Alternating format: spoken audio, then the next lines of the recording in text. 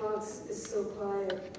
He moves like a red rain, even when his shoulders tense and then snuggle down for an instant against the ground, and the perfect gate of his teeth slams shut. There is nothing you can hear but the cold creek moving over the dark pebbles and across the field and into the rest of the world.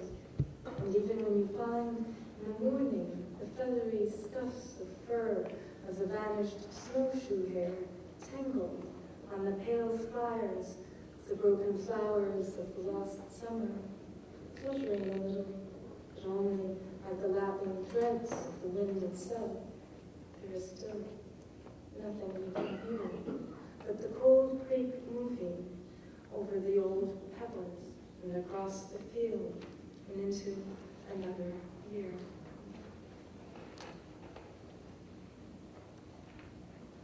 This is quite different from each one, so different, but it's interesting because it has two poles here. It has the shortest possible line, one word. It's the longest possible sentence, which is a sentence that begins at the beginning of the poem and ends at the end. You can't fit a longer sentence into this poem than that. And that works very well to have those poles, because she's zeroing in on the minutest detail. What for me is so vivid is the scuff of fur. Is that for you too? And then it's tangled. So then you're made to focus on the fact of entanglement. You're zeroing in closer and closer so that you get close to the threshold where that isolated detail disappears. You can't see nothing, but you can get as close as possible to it. And that's where she's taking you. With those isolated phrases fluttering a little, but only signs of life on the verge of disappearing into the vastness of time and space. And that vastness captured by the sentence which keeps on going. And it goes beyond the end of the poem, right? Because you have this repetition, and it's almost verbatim, and it makes you want to say it almost in a monotonous way. The cold creek moving over the dark pebbles and across the field and into the rest of the world. And at the end, nothing you can hear. So, nothing you hear but the cold creek moving over the old pebbles and across the field and into another year. And there's that expanse into which everything disappears. And that's captured by this sentence that goes on forever and the sound it evokes. What is partly interesting about this compared to what we've read is there isn't the assertion of individual life we've been seeing in the other poems. Quite the contrary. Everything's being evened out, moved into silence, in fact. The other way, not the come, but the other way. So as that falls silent, you start to hear another sound. This is another rhythm. And that's of everything. That thing that the creek moves into and goes on forever. Very different from what we've been hearing. You love Sylvia Plath? Why don't you read it? Hopkins in October. Even the sun clouds this morning cannot manage such skirts, nor the woman in the ambulance whose red heart blooms through her coat so astoundingly. A gift, a love gift, utterly unasked for by the sky, palely and flamingly igniting its carbon monoxide, by eyes dulled to a halt under boulders. Oh my God, what am I that these late mouths should cry open in a forest of frost, in a dawn of cornflowers?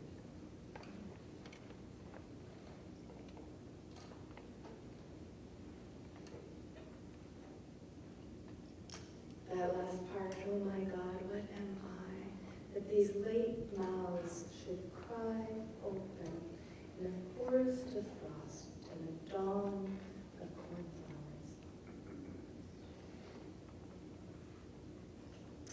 That these, then the emphasis comes, late mouths should cry, oh, the energy's being summoned in you once again, because you're being called upon to sustain it, the sustained release which the poppies are an image. They're opening, they're giving of energy outward. And she sees their mouth, but it's her mouth, and it's your mouth. When you read this poem, it's the energy in you being released. So that you feel it when it's after just those very unstressed souls that these late mouths should cry open. And then again, in comparison, the bright red poppy in comparison to the landscape forest of frost. Here, the crying open in comparison to in a forest of frost and lots of unaccented syllables. Recessed, the poppies stand out against it. And you feel in your body that contrast of the opening. Release is only in relation to being held in, right? So that's how you're being moved by the rhythm. Being made to hold your energy in, then you're being made to put it out. Should cry open in a forest of frost in a dawn, another opening of corn.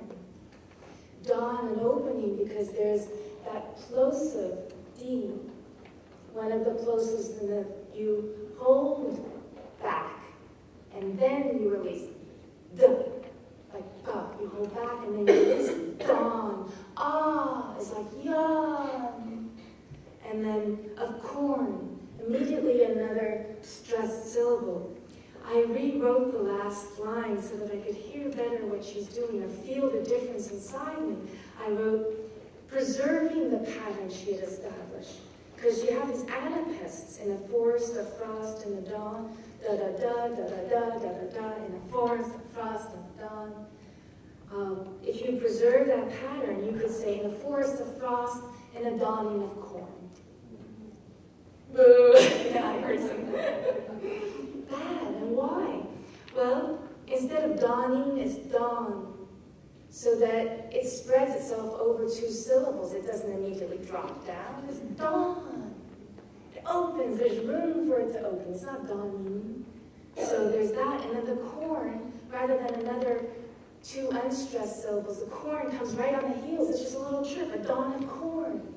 So there's a double opening, dawn of corn, flowers. And those unstressed syllables are very important. Of cornflowers. It's interesting, in a poem about poppies, we end up with a vision of the cornflowers, the bleached blue of the sky against which the poppies stand out. Because the opening isn't for its own sake. It's opening to something, right? So it's in a dawn of cornflowers. And that's where the opening is to. It's like the red heart that blooms through the coat. There's a seeping out. And why mine doesn't work in a dawning of corn. Finality, definition. This is about the opening up, the seeping away, the boundaries broken. It's maybe about the negative space. What is she opening to? And so that's where the flowers, those less stressed syllables are important because that's what's being opened to. So in your own body, you're going do, do, and then do, do. And that's happening in your gut, And I think it happens every time you read it and say it again.